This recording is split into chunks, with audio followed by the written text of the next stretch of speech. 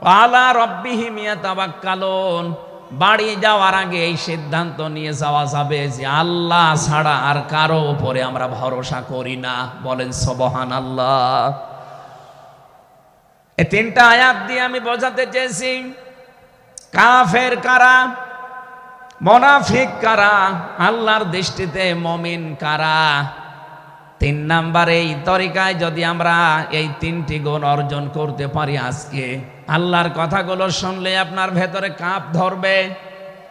2 নাম্বারে আল্লাহর আয়াত তেলাওয়াত হবে, যখন বুঝতে পারবেন যে কি বলে, ওয়াইদা সামিউ মা উনজিলা ইলার রাসূলি তারা আয়ুনাহুম তাফিদু মিনাদ দামি মিম্মা আরাফু মিনাল হক ইয়াকুলুনা রব্বানা আমান্না ফাকতুবনা মা'আশ শাহিদিন। সূরা মায়েদা 7 নাম্বার পারার 1 নাম্বার পৃষ্ঠার 1 নাম্বার লাইনের 83 নাম্বার আয়াতে আছে। তাফসিরে ফি জিলালিল কোরআন থেকে শোনাচ্ছি। রব্বুল আলামিন বলেন, নবী আপনি যখন ওদের সামনে পড়বেন, আমার এই আয়াতগুলো যখন ওরা মন দিয়ে শুনবে, অনুধাবন করতে পারবে, উপলব্ধি করার যোগ্যতা যাদের আছে, আপনি দেখবেন ওদের চোখ দিয়ে মনের অজান্তে পানি পড়ছে। এজন্য অ্যাক্টিভ হন আরো, কারণ কোরআন শোনার 2টা নিয়ম আল্লাহ দিয়েছেন। ফাসতামিউ লাহু ওয়া আনসিতু, শুধু শোনা না, তাহলে সামিয়া দিতেন। আল্লাহ ফাসতামিউ দিয়েছেন, এজন্য মনোযোগ সহকারে শুনতে হবে। আজকের তেলাওয়াতকৃত আয়াত থেকে আমরা তাফসীর আকারে কথা বলবো ইনশাআল্লাহ। 2 নাম্বারে চুপ থাকা লাগবে। আমি এখনো অনেককে দেখতে পাচ্ছি এদিকে ওদিকে তাকাচ্ছেন, গল্প করছেন। আশা করছি কোরআনে বর্ণিত আল্লাহর এই 2টা নির্দেশ আপনি মেনে নেবেন। 1 নাম্বারে চুপ থাকবেন, 2 নাম্বারে মনোযোগ সহকারে শুনবেন। লাআল্লাকুম তুরহামুন, আশা করা যায় আল্লাহর রহমত এখানে নাজিল হবে। আল্লাহ আমাদেরকে আয়াতটা মেনে চলার তৌফিক দেন, বলেন আমিন। এজন্য কোরআনের আলোচনা শুনলে সবার চোখে পানি আসবে না। যারা এটা উপলব্ধি করতে পারবে, অনুধাবন করতে পারবে, আপনি দেখবেন তাদের মনের অজান্তেই কখন যেন চোখ দিয়ে পানি গড়িয়ে পড়ছে, তারা নিজেরাও টের পাবে না। আল্লাহ যেন এই 3 নাম্বার এই প্রকার শ্রোতা হিসাবে আমাদের কবুল করেন, বলেন আমিন। দরুদ আর সালাম পাঠ করছি আমাদের নবী মুহাম্মদুর রাসূলুল্লাহ সাল্লাল্লাহু আলাইহি ওয়াসাল্লামের প্রতি, যার প্রতি কোরআনে কারীম আল্লাহ নাযিল করেছেন। সেই কোরআনকে যদি আপনি জিজ্ঞাসা করেন, হে কোরআন, যার উপরে নাজিল হলে তার সম্পর্কে তোমার ভেতরে কোনো কিছু আছে, কোনো পরিচয়? আল্লাহ রাব্বুল আলামিনের কোরআন আমাদেরকে শোনাচ্ছে, ওয়াইদ ক্বালা রাব্বু ওয়াইদ ক্বালা ঈসা ইবনু মারইয়ামা ইন্নী রাসূলুল্লাহি ইলাইকুম মুসাদ্দিকাল লিমা বাইনা ইয়াদাইয়া মিনাত তাওরাত। আয়াতের শেষের দিকে আল্লাহ ইসমুহু আহমাদ এই শব্দ দিয়ে জানিয়েছেন, হযরত ঈসা আলাইহিস সালাম তিনি জানিয়ে গিয়েছেন এই পৃথিবীতে আমার পরে একজন নবী আসবে যার নাম হবে আহমাদ। আমাদের নবীর পরিচয়টা আল্লাহ কোরআনে কারীম যিনি নাজিল করলেন তার উপরে, তার ভেতরেই তার নামটা আল্লাহ সংরক্ষণ করে দিয়েছেন। প্রশ্ন আসতে পারে, এক একজনের তো বহু নাম আমরা দেখি। হে কোরআন, তোমার ভেতরে কি মুহাম্মদুর রাসূলুল্লাহ সাল্লাল্লাহু আলাইহি ওয়াসাল্লাম এই নাম তোমার ভেতরে আল্লাহ কি তার সম্পর্কে দিয়েছেন নাকি?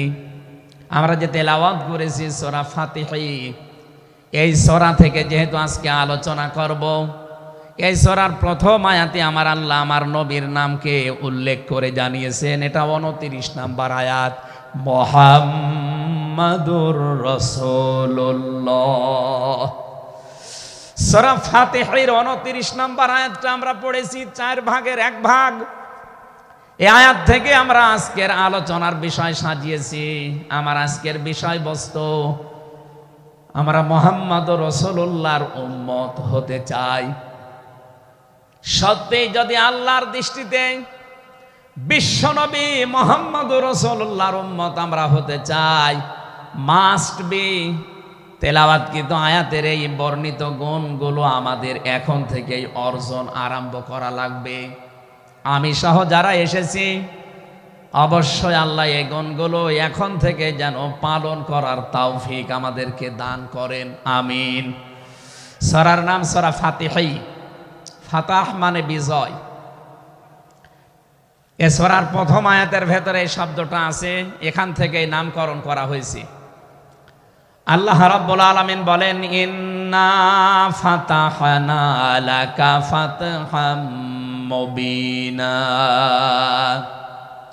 অবশ্যই হে নবী, আমি আপনাকে একটা সুস্পষ্ট বিজয়ের সুসংবাদ দিচ্ছি। এই বিজয়ের ঘটনা তো ঐতিহাসিকভাবে ইবনে কাসিরের ভেতর থেকে আমি শিক্ষার জন্য এবার বলছি। এদিকে খুব অ্যাক্টিভ হয়ে থাকবেন। ফাতিহার 18 নাম্বার আয়াত। আমার যতটুকু পড়াশোনা আছে, আমার যতটুকু লেখাপড়ার স্টাডি আছে, এই আয়াতটা এখন বাংলাদেশে সবচাইতে বেশি প্রয়োজন। সূরা ফাতিহা 18 নাম্বার আয়াত। যে যেখানে আছেন, দাঁড়িয়ে আছেন, বসে আছেন, শুয়ে আছেন, কান এবার খাড়া করে দেন। হুদায়বিয়ার সন্ধির যে ঘটনা আমরা শুনেছি এতদিন পর্যন্ত, শুধু শুনেছি অনেকে, কিন্তু এখান থেকে শিক্ষাটা আজ অনেকে নেয়নি। বাংলাদেশের এখন যে অবস্থা, এই শিক্ষা নেওয়ার সময় এখনই। নবীজি 1400 মানুষ নিয়ে এসেছিলেন সাহাবায়ে কেরাম নিয়ে হজ করার জন্যে।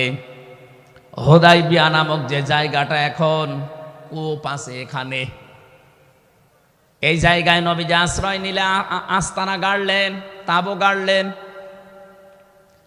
কাফেরদের পক্ষ থেকে এখানে প্রতিবন্ধকতা সৃষ্টি করা হয়েছে যে না, আপনাদেরকে আমরা আর যেতে দেব না। বিশ্বনবী তাদেরকে প্রস্তাব দিলেন যে আমরা কিচ্ছু নিয়ে আসিনি সাথে করে, শুধু হজ করেই চলে যাব। কাফেরদের পক্ষ থেকে আওয়াজ এলো, না, আপনাকে আমরা যেতে দেব না, তবে আমাদের একটা প্রস্তাব আছে। আপনি যদি আগামী বছরে আসেন হজ করে যেতে পারবেন, কিন্তু এবছরে আপনাদেরকে আমরা আল্লাহর ঘর কাবায় যেতে দেব না। কি নিষ্ঠুর আচরণ তাকান। আল্লাহ পাকের নবী আল্লাহর ঘর তাওয়াফ করবে, বাধা দিচ্ছে যারা আল্লাহকে বিশ্বাস করে না তারা। এ বাংলাদেশে 50টা বছর কোরআনে কারীম প্রচার করেছে যারা, কোরআনের পাখি শহীদ আল্লামা দেলাওয়ার হোসাইন সাইদি রহমতুল্লাহ আলাইহি, তার নামে মামলা দেওয়া হয়, কেস দেওয়া হয়, তিনি নাকি ধর্মীয় অনুভূতিতে আঘাত দিয়েছে। আমার তো মনে হয় 1500 বছর আগে নবীজিকে যারা বাধা দিয়েছিল আল্লাহর ঘর কাবায় হজ করতে দেবে না, 1500 বছর পরে যেন তাদের প্রেতাত্মারাই ফিরে এসেছে। আল্লাহর নবী বললেন, ঠিক আছে, ওসমানকে পাঠালাম। হযরত ওসমান ইবনে আফফান রাদিয়াল্লাহু তাআলা আনহু তিনি গেলেন।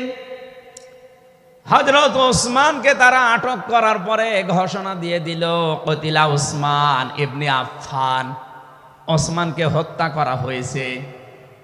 এ সংবাদ যখন নবীজির কাছে এসেছে, যশোরবাসী খুব খেয়াল করেন, এখানে হযরতে ওসমানকে তারা হত্যা করার ঘোষণা দিয়ে মিথ্যা একটা সংবাদ পাঠিয়ে দিয়েছে নবীজির কাছে। নবীজি সাহাবায়ে কেরামকে বললেন, যারা ইহরামের কাপড় পরে এসেছিলে সব এখন খুলে ফেলো।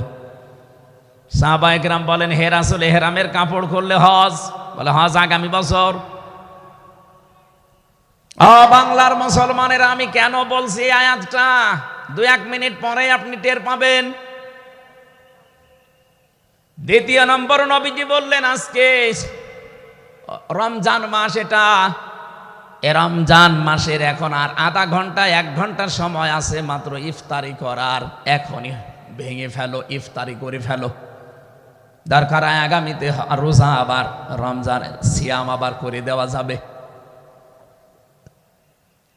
যে 2টা সিদ্ধান্ত নিলেন 2টাই ফরজ।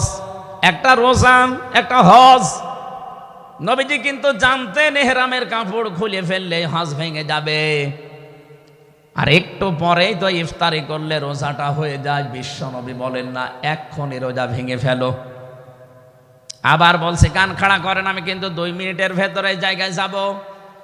এত বড় দুইটা বড় বড় ফরজ বিধান নবীজি লঙ্ঘন করছেন। কারণটা কি? কারণ একটাই, ওরা একজন নিরপরাধ মানুষকে আটক করে হত্যার ঘোষণা দিয়েছে।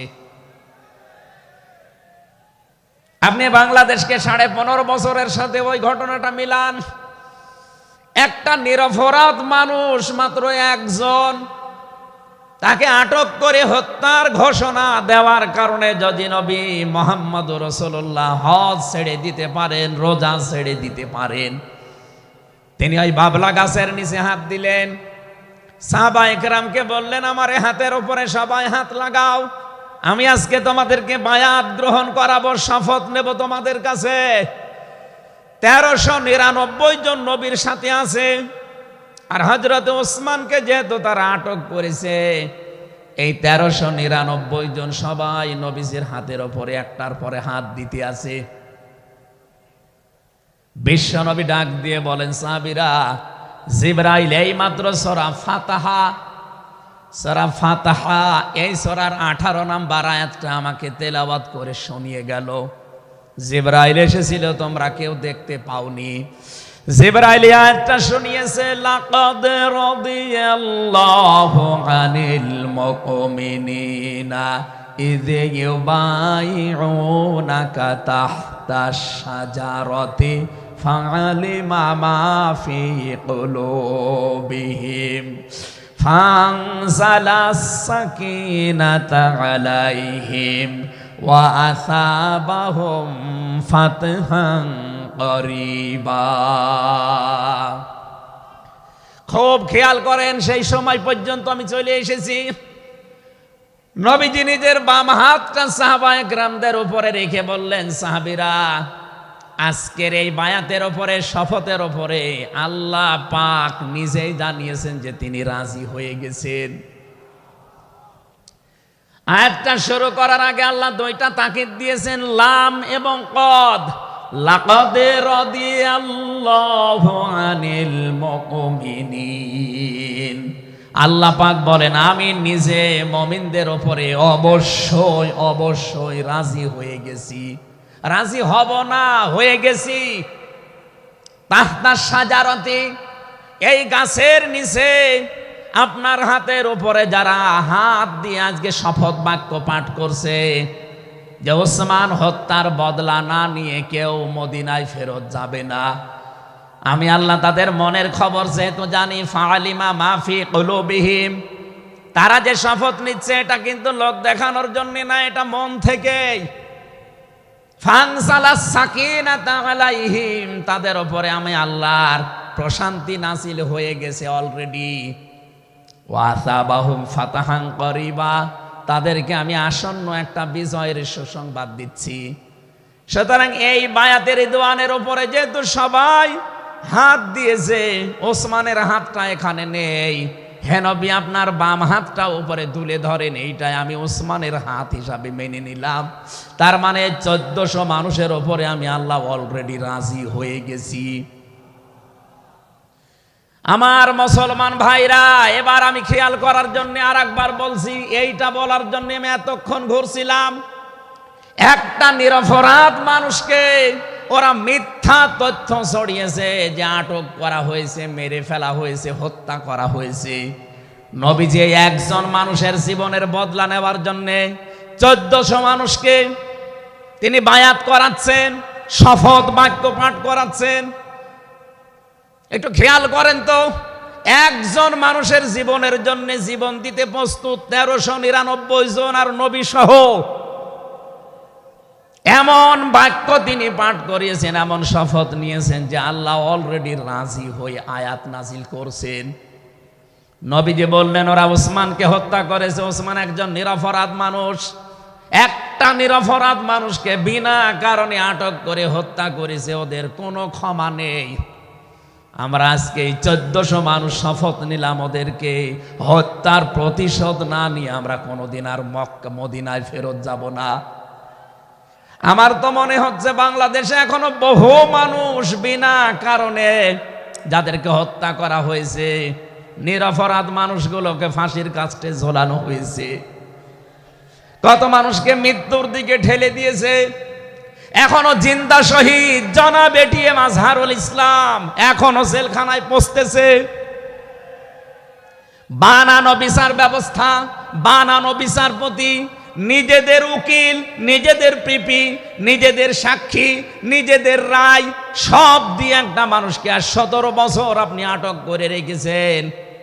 আমার তো মনে হয় এখন সময়ের দাবি, সূরা ফাতিহা থেকে যেহেতু তাফসীর শুনছেন, আজ এই বাংলার 18 কোটি জনগণের উপরে যদি আল্লাহ পাক খুশি হতে চান, এই নিরপরাধ মানুষগুলোকে জেলখানা থেকে মুক্ত করা লাগবে।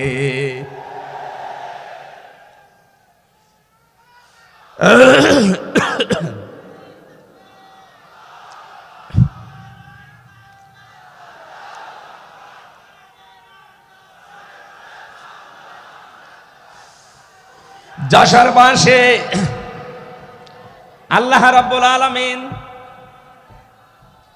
এখানে কয়েকটা বিষয় আমাদেরকে উপহার দিতে চেয়েছেন সুসংবাদের মাধ্যমে। 1 নম্বরে আল্লাহ বলেন আমি রাজি হয়ে যাব।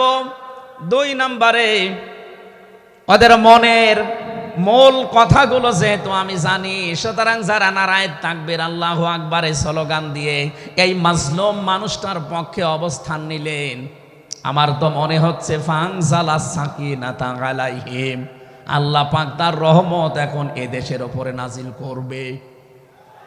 2 নম্বরে ওয়াসাবাহুম ফাতাহান করিবা, একেবারে সুপ্রসন্ন নিকটবর্তী বিজয় আমাদেরকে আল্লাহ এই মাজলুম মানুষটার পক্ষে দাঁড়ানোর কারণে দেবে। আমি আজকেও একজন জেল খাটা মানুষের সাথে কথা বলছিলাম, তিনিও প্রায় 3.5-4 বছর জেলে ছিলেন। তিনি জানাচ্ছিলেন যে হামজা ভাই, আসলে আমরা যারা জেলে ছিলাম তারা ছাড়া এটা বোঝানো সম্ভব না। বহু মানুষ বিনা অপরাধে, বিশেষ করে 15.5 বছরে তো হবেই, বিনা কারণে বিনা অপরাধে কিচ্ছু জানে না, বছরের পর বছর জেলে পচতেছে। ওরা যদি একজন নিরপরাধ মানুষকে মিথ্যা কথা ছড়িয়ে দেওয়ার কারণে নবী যেরকম সিদ্ধান্ত নিতে পারে, আজ বাংলার 18 কোটি মানুষ দল বেদল সব ভুলে গিয়ে নিরপরাধ যত মানুষ জেলে ভর্তি আছে, গুম হয়েছিল, খুন হয়েছিল যারা, এদের পক্ষে দাঁড়াতে যদি সত্যি আপনি মন থেকে এগিয়ে আসতে পারেন, আল্লাহর কসম আমাদের সামনে আল্লাহ বিজয় দেখাবেন। বিজয় আমরা দেখতে পাচ্ছি সূরা কসস 20 নম্বর পারার 4 নম্বর পৃষ্ঠার 15 নম্বর লাইনের 5 নম্বর আয়াত। বাড়িতে যে আয়াতটার তাফসীর দেখবেন, আল্লাহ রাব্বুল আলামিন বলেন নুরিদু আন্নামুন্না আলাল্লাযীনা ইসতাদঈফু ফিল আরদ ওয়া নাজআলাহুম আইম্মাতা ওয়া নাজআলাহুমুল ওয়ারিসিন। আমি আল্লাহ একটা ইচ্ছা করলাম, হাজার হাজার বছর আগে হে নবী, এই পৃথিবীর ময়দানে ফেরাউন নামে একটা লোক ছিল। রাষ্ট্রীয় ক্ষমতায় থাকার কারণে ওই দেশে বিভিন্ন দলে বিদলে বিভক্ত করে মানুষকে রেখেছিল, আর একটা দলকে সে টার্গেট নিয়ে কোণঠাসা করে, ছোট করে, হীন করে রেখেছিল। সেই দলটা ছিল মুসা নবীর দল। আমি আল্লাহ একটা ইচ্ছা করলাম, জমিনের ওপরে যাদেরকে দুর্বল করে রেখেছে ফেরাউন, এই দুর্বল দলের উপরে আমি আল্লাহ মনন করব। মনন মানে অনুগ্রহ করা, দয়া করা। আমি আল্লাহ দয়া করব তাদের উপরে, মনন করব। এই কারণ আমি তাদেরকে জমিনের শাসন ক্ষমতায় বসাতে চাই, জমিনের উত্তরাধিকারী তাদেরকে বানিয়ে দিতে চাই। অনুমাক্কিনা লাহুম ফিল আরদ, জমিনের উপরে তাদেরকে আমি ক্ষমতায় বসাবো, এটা আমি আল্লাহর ইচ্ছা। বলেন তো আল্লাহ যদি কোনো ইচ্ছা করে ওটা রদ করার কেউ আছে? আরো জোরে বলেন আছে? সুতরাং এই আয়াত দিয়ে আমি যেহেতু 100% আয়াতটা বিশ্বাস করি, হাজার হাজার বছর আগে ফেরাউনের এই জীবনের সাথে, কাহিনীর সাথে, তাফসিরের সাথে আমি বাংলাদেশে আয়াতটা মিলিয়েছি, দেখতে পেয়েছি 2024 সালের 5 আগস্টের পরে একটা দলের সাথে আয়াতটা মিলে যাচ্ছে। আপনি যাই মনে করেন এইটাই বাস্তব। এই 54.5 বছরে ভুয়া ধোয়া তুলে ভুয়া চেতনার নাম দিয়ে যাদেরকে কণ্ঠাসা করে রেখেছিলেন জনগণের কাছ থেকে, আল্লাহ যেন হঠাৎ করে মানুষের মনের ভেতরে তাদের প্রতি পরিবর্তন এনে দিয়েছেন। আল্লাহ পাক যেন এই মানুষগুলোকে একটা মনন করেছেন, একটা দয়া দেখিয়েছেন। অনাজালাহুমা ইম্মাতান, জমিনের ইমাম তাদেরকে যেন আল্লাহ দিনের পর দিন বানিয়ে দিচ্ছে। তাদের আচার ব্যবহার, তাদের চরিত্র, তাদের ব্যবহার, তাদের মাধুর্যতা, তাদের যে ইখলাস, এগুলো দেখছে আমার আল্লাহ দিনের পরে দিন জমিনের ইমাম তাদেরকে আল্লাহ বানাচ্ছেন। অনাজালাহুমুল ওয়ারিসিন, আয়াতের শেষের কথা, আল্লাহ তাদেরকে জমিনের ওয়ারিস বানিয়ে দেবেন। যেহেতু আল্লাহর সিদ্ধান্ত রদ করা যায় না, ফাআলুল লিমা ইউরিদ, তিনি যা ইচ্ছা তাই করেন। ইন্নামা আমরুহু ইযা আরাদা শাইআন আইয়াকুলা লাহু কুন ফায়াকুন। আল্লাহ পাক বলেন, আমি যদি কোনো ইচ্ছা করি শুধু বলি কোন, সঙ্গে সঙ্গে ফায়াকুন হয়ে যায়। কোরআনের ওপর আমার 100% বিশ্বাস নিয়ে কথা বলছি আমি। এই আয়াতগুলো মাস্ট বি আমার আল্লাহ বাংলাদেশে দেখাবে। বলেন আমিন, আরো জোরে বলেন আমিন। 6 নাম্বার আয়াত হচ্ছে অনুমাক্কিনা লাহুম ফিল আরদ, আমি আল্লাহ তাদেরকে জমিনের চেয়ারে ক্ষমতায় বসিয়ে দেব। কেন জানো?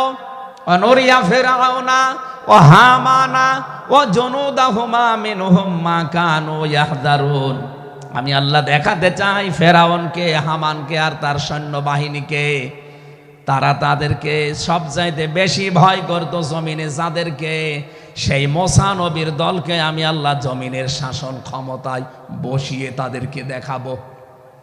এই 54 বছর জালেম এবং মুনাফিকরা সবচাইতে বেশি ভয় বাংলাদেশে যাদেরকে করেছে, তাদের প্রতি মানুষের মন মানসিকতা আল্লাহ ঝুঁকিয়ে দিয়েছেন।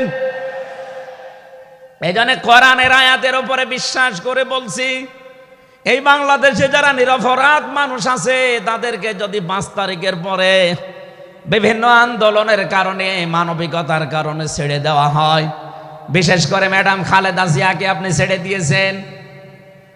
এরপরে আমরা দেখতে পেলাম আব্দুল সালাম পিন্টু ভাইকে ছেড়ে দিয়েছেন। এরপরে গিয়াসউদ্দিন মামুন ভাইকে ছেড়ে দিয়েছেন। মিয়ানুরউদ্দিন অপু ভাইকে ছেড়ে দিয়েছেন। আমরা চাই জনাব এটিএম আজহারুল ইসলামকেও মুক্তি দেওয়া হোক। এ দাবির পক্ষে আছেন কারা দেখি? লিল্লাহি তাকবীর।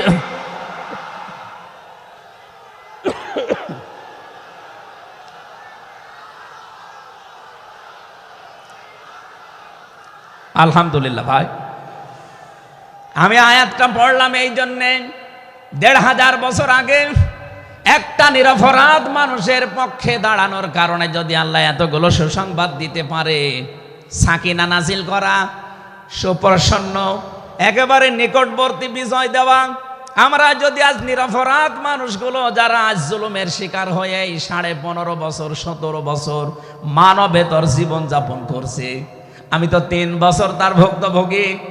3টা বছর আমাদেরকে ফাঁসির কন্ডেম সেলের ভেতরে 24 ঘন্টা লকআপ দিয়ে রাখতেন। কি করেছিলাম আমরা? আজকে এই যে মাহফিলের 6 জন আলেমের ভেতরে আমরা 3 জনই এক জায়গায় ছিলাম জেলখানায়, আর বাকি 3 জনের ভেতরে একজন তো বাইরের দেশে, আর 2 জন আব্দুল হাই সাইফুল্লাহ, শাইখ আহমদুল্লাহ, 2 জন মজলুম। তাদেরকেও কোরআনের কথায় দেশে 15.5 বছর আপনারা বলতে দেননি। এজন্য আমি আয়াত থেকে যেটা শিক্ষা দিতে চাই, কাটছাট কথা বলছি। বাংলাদেশে যদি আল্লাহর সাকিনা, প্রশান্তি মনে এবং বাইরে আপনি দেখতে চান, সুপ্রসন্ন বিজয় যদি দেখতে চান, অবশ্যই আপনাকে নিরপরাধ যারা এখনো পর্যন্ত বিভিন্ন জায়গায় মাজলুম হয়ে আছে তাদের পক্ষ নেওয়া লাগবে। এক কথা বলেন। আল্লাহ আজকে আমাদের জীবনে 100% মেনে চলার তৌফিক দেন, বলেন আমিন। এই সূরা ফাতিহা থেকেই আমরা পড়েছি 29 নম্বর আয়াত। আমাদের আলোচনার বিষয় মুহাম্মদুর রাসূলুল্লাহর উম্মত কারা।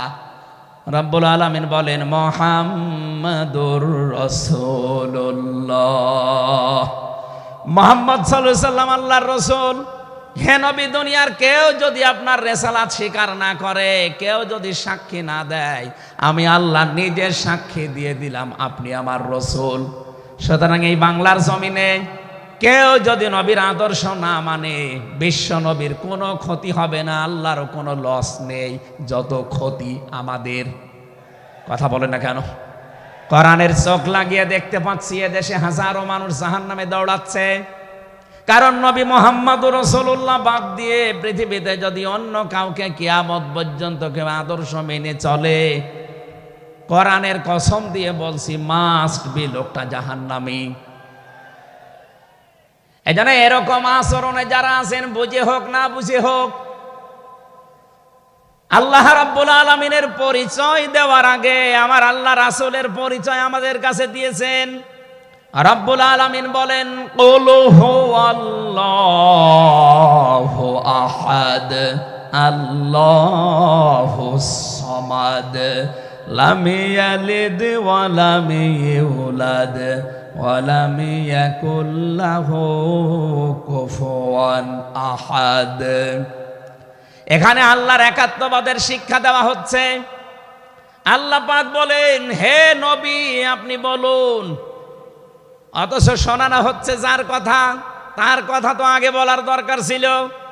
এখানে আগে রিসালাতের ঘোষণাটা দেওয়া হয়েছে, কুল হে নবী আপনি বলুন।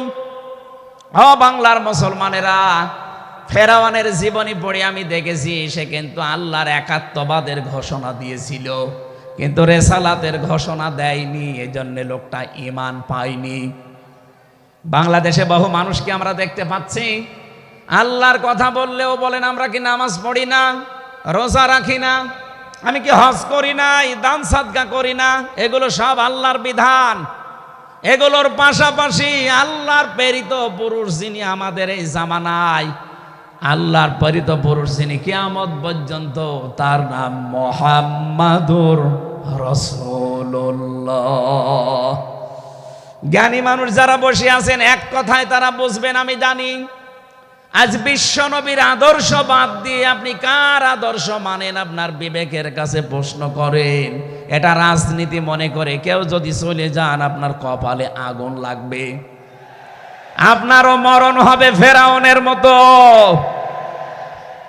আল্লাহকে মেনেছিল কিন্তু রিসালাত মানে নাই। এদেশে আজ অনেকেই আল্লাহর কথা বললে নামাজ পড়ে, রোজা রাখে, হজ করে আসে, দান সাদকা করে। আরে ভাই এগুলো সবই আল্লাহর বিধান। আপনি আল্লাহকে মানেন, কিন্তু তার প্রেরিত পুরুষ এই জামানায় যিনি কিয়ামত পর্যন্ত, তার নাম মুহাম্মাদুর। আবার জোরে বলেন মুহাম্মাদুর রাসূলুল্লাহ। এতক্ষণ পর্যন্ত যা বললাম আমি আশা করছি আপনি বুঝেছেন। বিশ্ব নবী বাদ দিয়ে অন্য কারো আদর্শ এই জমিনে মানা যাবে না। মানলে আপনি বুঝে মানেন, আর না বুঝে মানেন আপনি জাহান্নামী। এখন যদি মুসা আলাইহিস সালাম আসে দুনিয়ায়, যদি ঈসা নবী এখন আসে, আর আমরা কেউ যদি আল্লাহর নবী মুহাম্মদুর রাসূলুল্লাহকে বাদ দিয়ে ঈসা নবী, মুসা নবীকেও মেনে চলি, নিছক আপনি জাহান্নামী। এটা রেকর্ড হচ্ছে, সারা দুনিয়ায় যাবে। সূরা আলে ইমরানের ৮০ নম্বর আয়াত। অন্য ধর্মে যারা আছেন, ইহুদি, খ্রিস্টান, আহলে কিতাব যারা দাবি করেন, এমনকি এই মুশরিকদের ভেতরেও যারা, বৌদ্ধদের ভেতরে যারা অমুসলিম, তাদেরকে বলছি আপনারা ভুল পথে আছেন। আপনারা যাদেরকে নবী নাম বলে চলেন, যিশু বলেন, ঈসা আলাইহিস সালামকে, মুসা আলাইহিস সালামকে আপনারা যোসেফ বলে ডাকেন। আপনাদের ওই সমস্ত নবীগুলো তাওরাতে, ইনজিলে অলরেডি ঘোষণা দিয়েই গেছে যে আমাদের পরে একজন শেষ নবী আসবে, তার নাম মুহাম্মাদুর রাসূলুল্লাহ বা আহমদ। তাকে যদি তোমরা জীবদ্দশায় পেয়ে যাও, পৃথিবীর সব কিছু ছেড়ে দিয়ে তার আদর্শটা গ্রহণ করবা, নয়তো পথভ্রান্ত হয়ে পথভ্রষ্ট হয়ে জাহান্নামে যাওয়া লাগবে। যাকে মেনে চলার দাবি করেন সেই যিশু, সেই যোসেফ, হযরত ঈসা নবী, হযরত মুসা নবী, তারাই যেহেতু ঘোষণা তাওরাতে ইনজিলে দিয়ে দিয়েছে, হয়তো আপনাদের পুরোহিত যারা, ধর্মগুরু যারা, ঠাকুর যারা আপনাদেরকে শোনায় না। এই সত্য বিধান আপনি ইনজিলে পড়েন। আমার শেষের শব্দ ছিল ফিত তাওরাতি ওয়াল ইনজিল। এই দুইটা কিতাব আপনারা পড়ে দেখবেন, এখানে আমাদের নবী, শেষ নবীর বর্ণনা আছে 903 জায়গায়। বলেন আল্লাহু আকবার।